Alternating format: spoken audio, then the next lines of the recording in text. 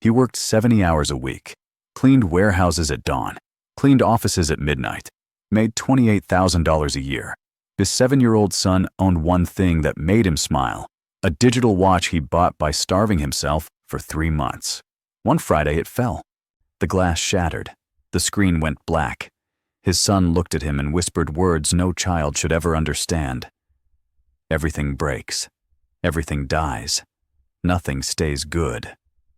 That's when Marcus realized his son wasn't just grieving a watch. He was grieving a future, grieving hope itself. But what happened next would change everything. A billionaire walked through that warehouse that same day. A man who owned everything. A man who'd never been invisible. And he'd see Marcus in a way no one ever had. What that billionaire didn't know was that this janitor possessed a skill worth millions. The billionaire's watch cost more than Marcus made in a year.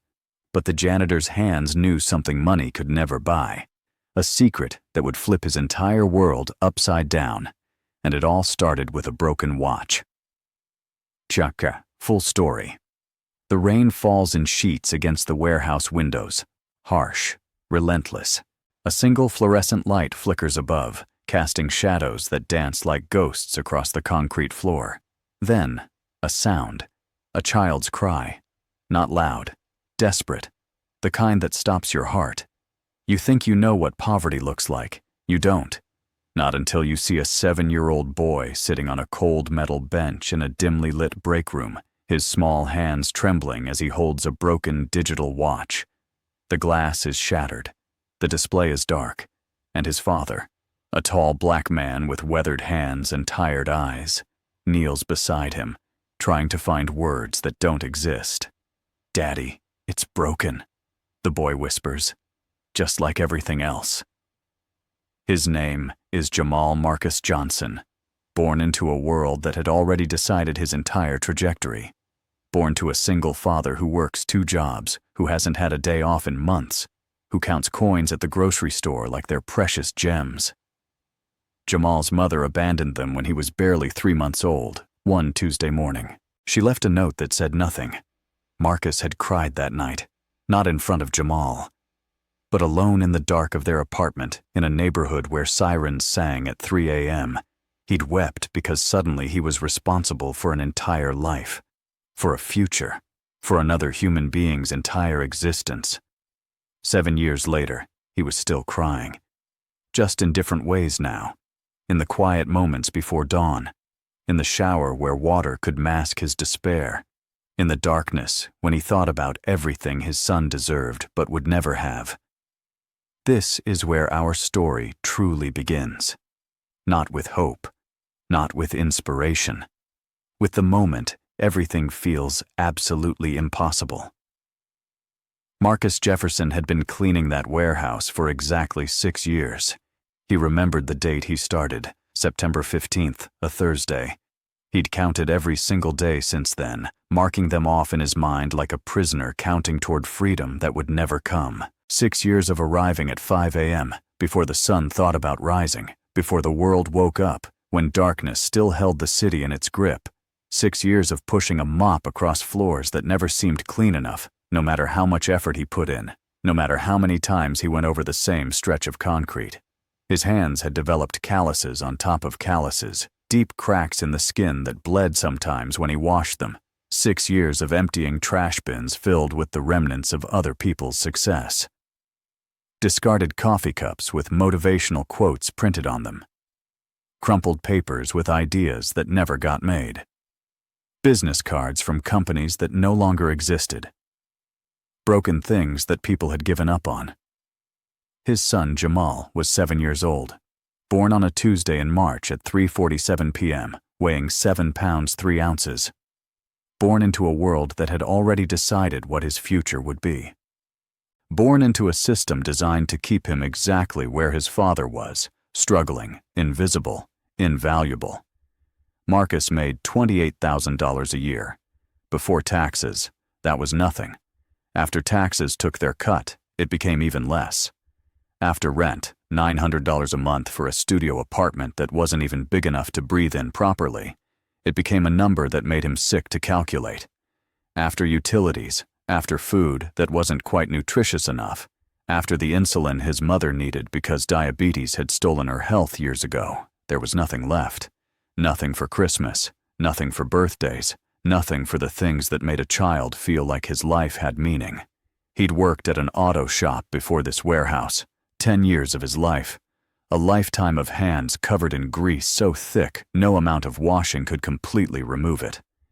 10 years of understanding engines the way poets understand language, intimately, intuitively, with a knowledge that came from bone-deep understanding.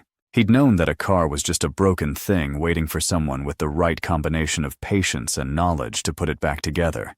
He'd loved that work. It felt like purpose, like meaning, like he was building something, fixing things, making the world better, one restoration at a time. He was the guy people called when they had a problem nobody else could solve. He was the expert, the one who understood, the one who could make broken things beautiful again. But then, the shop owner had died. A heart attack on a Tuesday. Massive and sudden. The man who'd believed in Marcus, who'd taught him everything, was gone. 53 years old. Marcus had been at his funeral and cried harder than he'd cried since Jamal was born. The family sold the business to a large corporation. The new owners didn't want a man with Marcus's philosophy. They wanted speed, efficiency, profits. They wanted mechanics who worked fast, not well. Marcus had been let go with 2 weeks' notice and a handshake that meant nothing. After that, he'd needed something stable, something with benefits, something that wouldn't disappear if an owner died or a business failed. So he'd taken the warehouse job, the cleaning job, the job that broke his spirit a little more every single day, like water eroding stone, but the job that kept Jamal alive, that kept a roof over their heads, that kept the promise Marcus had made to himself intact. His son would survive. Jamal didn't complain. He was a quiet child, observant beyond his years. He watched his father with an intensity that made Marcus uncomfortable sometimes, like the boy was studying him, trying to understand how a man could work so hard and still have so little. Jamal would sit on the edge of their bed and watch his father prepare for work, watch him iron the same 3 shirts over and over again, watch him pack the same sandwich for lunch, watch him become smaller with each passing year, as if poverty was literally compressing him, squeezing the hope and energy out of him day after day. For his 7th birthday, Marcus had saved for 3 months, eating less, skipping lunch entirely, putting aside every dollar he could find. He'd gone without coffee, without anything that wasn't essential for survival.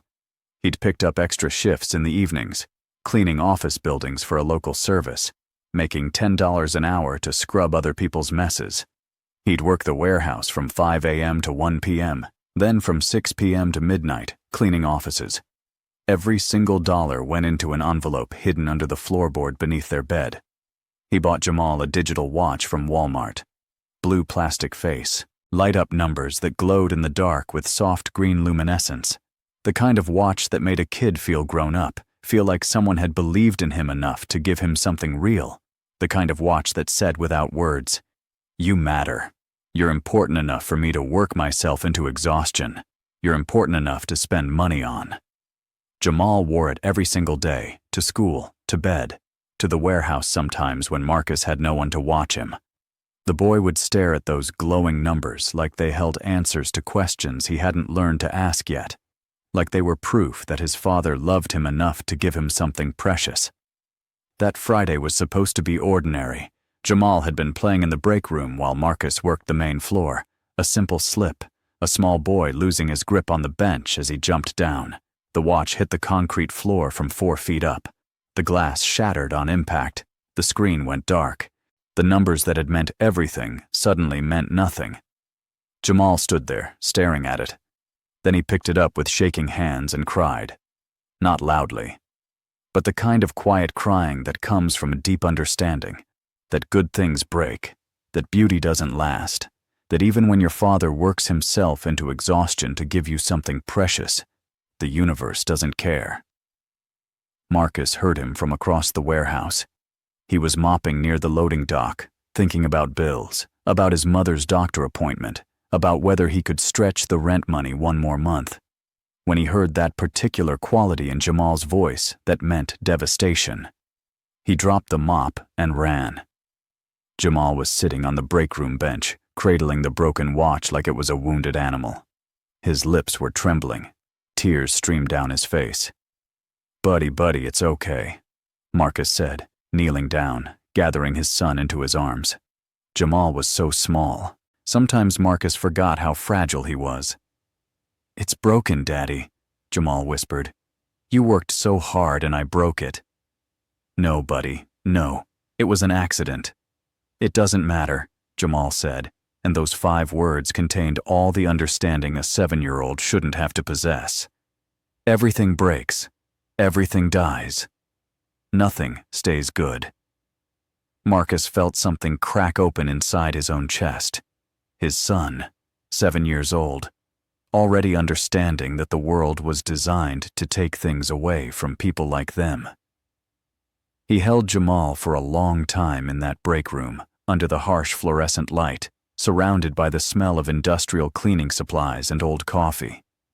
"We'll fix it," Marcus finally said. It was the only thing he could offer, not hope, not promises, just the attempt, the effort, the refusal to give up. Jamal looked up at him, his eyes red.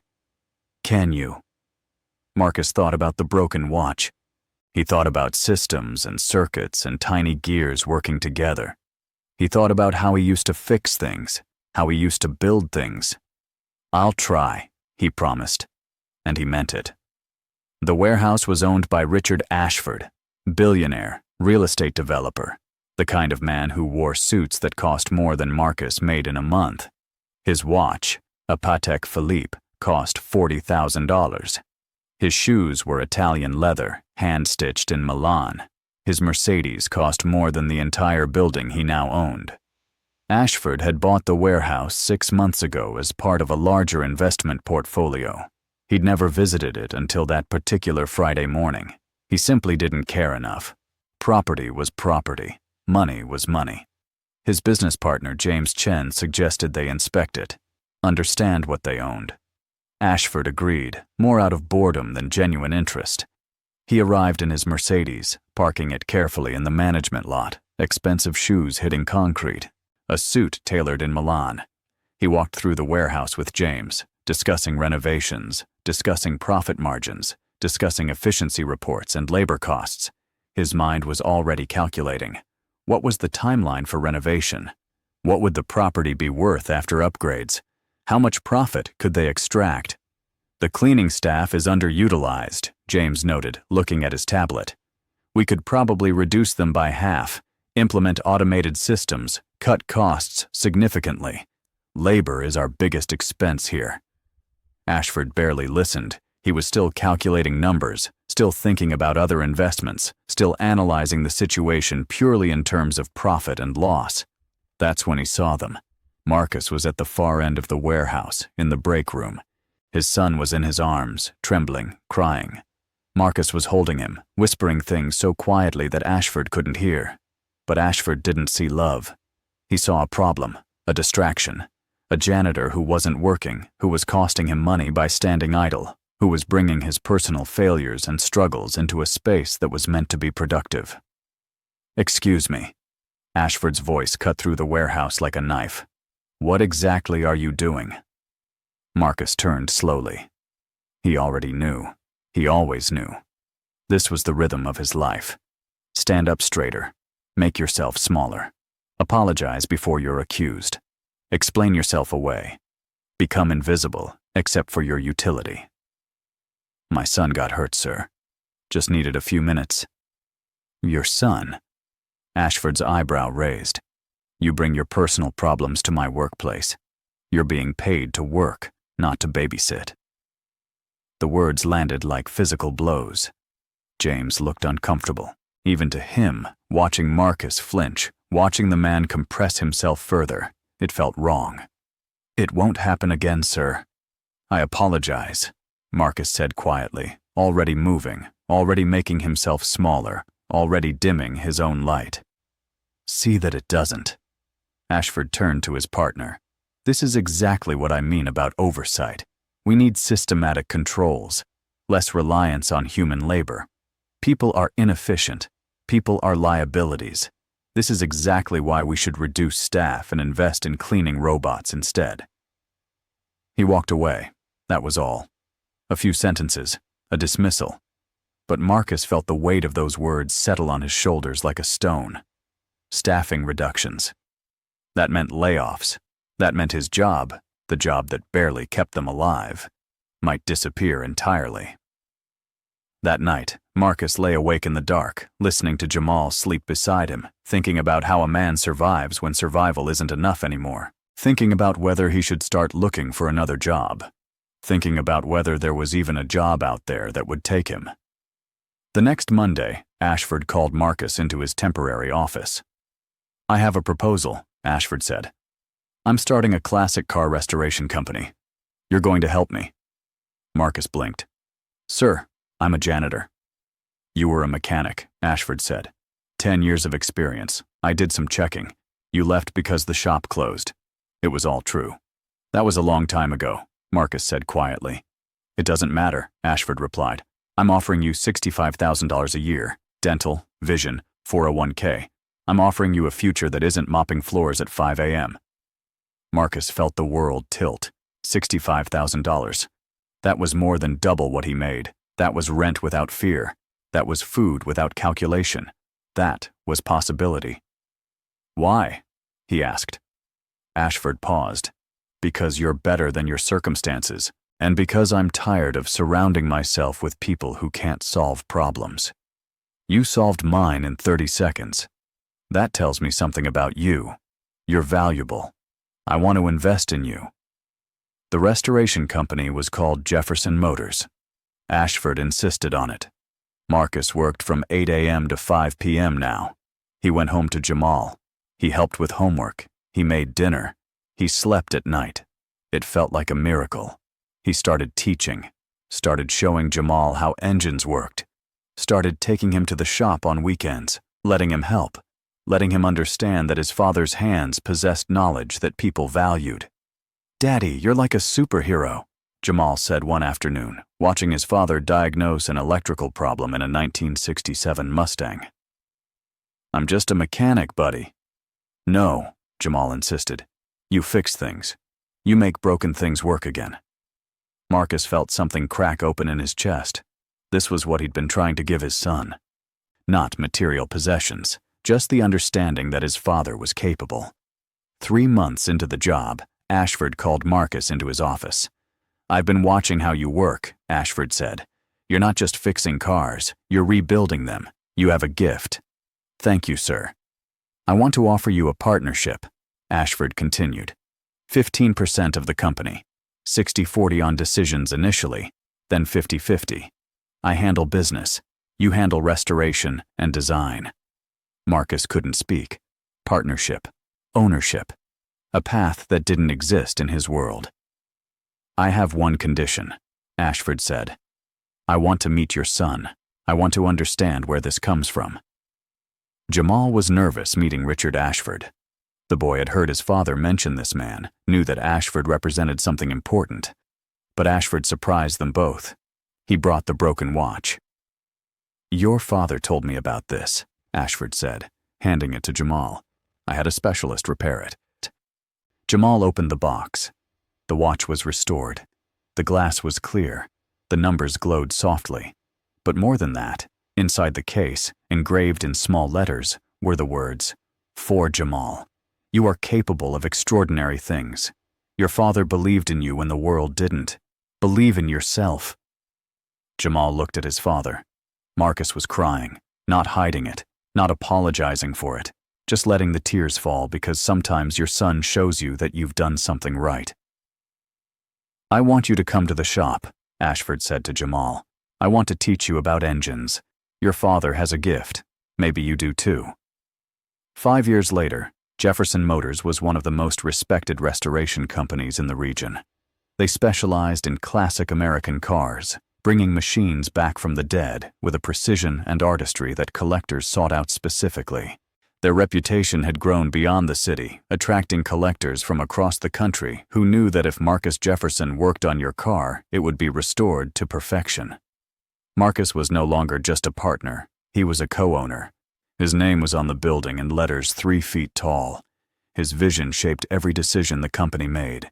His hands had touched vehicles that sold for hundreds of thousands of dollars. He'd gone from invisible to indispensable.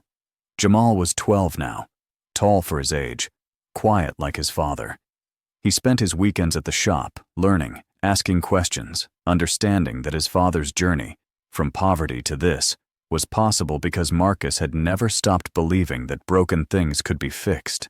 That transformation was possible, that love could rebuild almost anything. The broken watch sat in a glass case in the office, not as a relic of suffering, as a reminder of the moment when a small boy understood that his father was capable of transformation, that love and persistence could rebuild almost anything, that broken things didn't have to stay broken. Richard Ashford had tried to fire Marcus. Instead, Marcus had changed him, had shown him that capability doesn't come from a resume or pedigree or Ivy League degree, that the most valuable people are often invisible, overlooked, working in warehouses, waiting for someone to see past the uniform and understand the genius beneath. Marcus sometimes thought about that first day in the warehouse, about Jamal crying, about Ashford's dismissal, about the moment when he could have given up, when everything seemed designed to keep him broken, to keep him small, to keep him invisible. But he hadn't. He'd kept showing up. He'd taught his son. He'd never let the world convince him that his circumstances defined his worth. That was the real transformation. On a Saturday morning, with Jamal beside him, Marcus stood in the restoration bay working on a 1961 Jaguar E-Type. The car was a masterpiece, lines that seemed to contain motion even when still, engineering that represented a pinnacle of human craftsmanship. The kind of car that made you believe that beauty could exist in the physical world, that art and mechanics could merge into something transcendent.